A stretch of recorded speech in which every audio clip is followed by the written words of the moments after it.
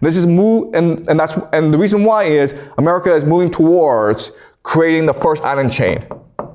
Basically, militarizing the first island chain in order to deter China, to embargo China, basically. What we're also seeing is that Japan is now rapidly remilitarizing. They're signing more agreements with Australia and other nations, okay? They're building more weapons. This is all being encouraged by the United States as a deterrent to China. Again, this is really important. America does not want to destroy China. It does not want to humiliate China. It wants to control China. Because the Chinese economy is still very strong and powerful, and America wants to make sure that the Chinese are buying more US dollars. Okay? So it is entirely possible what's going to happen is that the Chinese will have no choice but to buy from America, okay? Especially energy. The entire Western Hemisphere belongs to America, and you want to trade with the Western Hemisphere, then you need to sign a trade deal with America. Okay? What America is also doing that's really important is that it's planning to take over Greenland. Okay? By taking over Greenland, you're blocking access.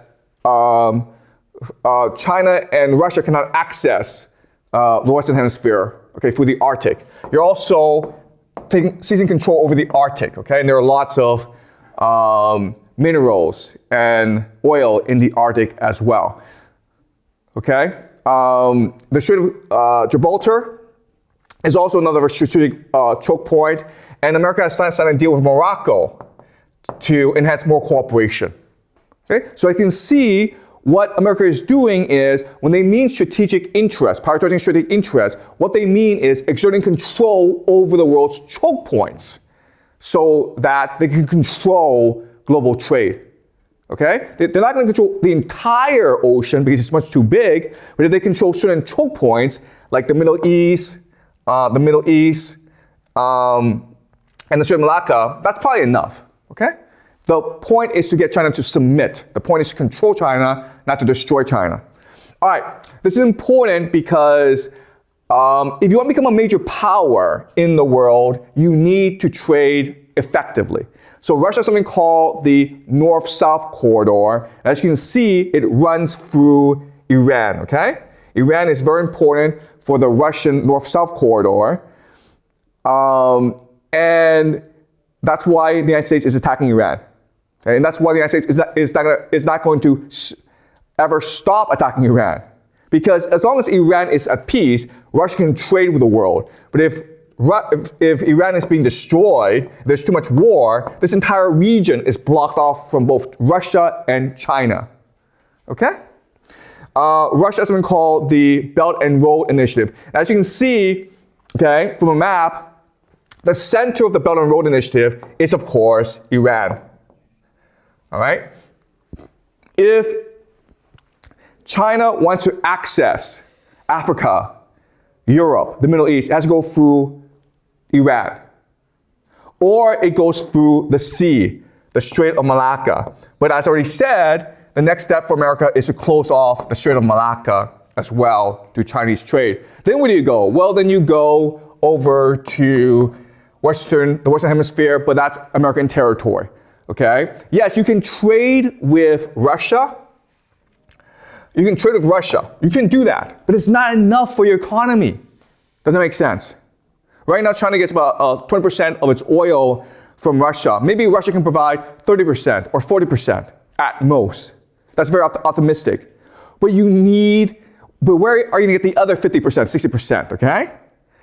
Your options are very limited. If Iran is at war, can't give you any oil, then you're forced to buy from the United States.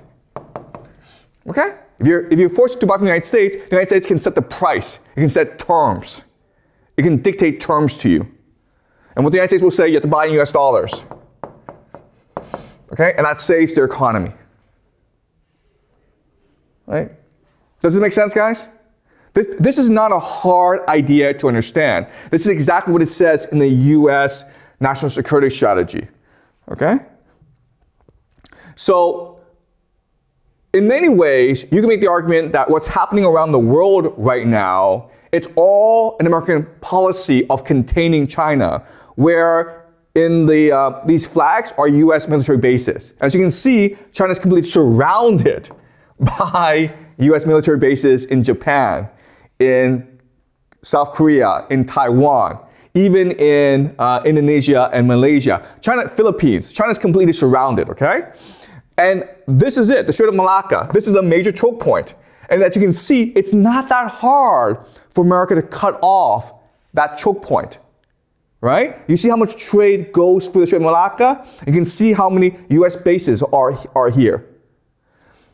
And you can see a lot of this trade goes to the Middle East, but hey, guess what? The Middle East is at war right now, so no more oil, no more energy, no more LNG from the Middle East. So you might go to Angola, but this is very important. The Americans have recently announced a naval blockade in the Indian Ocean, okay? So that's kind of your route as well. So if you're China, yes, you could rely on Russia, but you see how little this is, okay? There's too little trade between Russia and China, and you could build it up, but it's going to take you 10, 20 years' time. And what do you do for the next 10 years, right? Your people need food to eat. You need energy to fuel your factories. And so for the next 10 years, you have no choice but to work with the United States. And that's what Trump means by negotiating from a position of strength. Because you can set terms. You can force China to accept whatever terms you want.